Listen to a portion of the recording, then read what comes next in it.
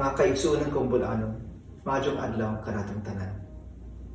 Hangyoon ko kamong tanan sa dili pa magsugod ang atong community quarantine sa sunod semana, nga ubani ko sa pag-ampo sa labaw nga makagagahom, nga protektahan ang buhol sa umaabot nga mga panahon.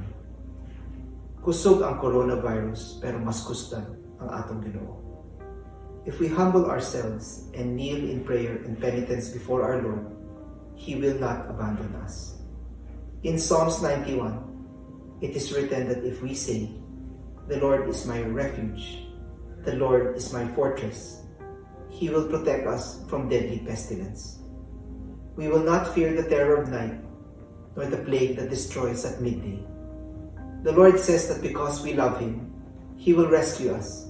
The Lord will protect us. If we call on Him, He will answer us and be with us in times of trouble.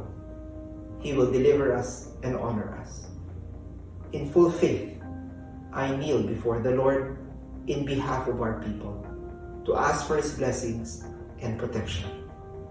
Ubani ko, uban sa inyong pamilya, na ipalayo unta kita batok sa makalilisan na sakit.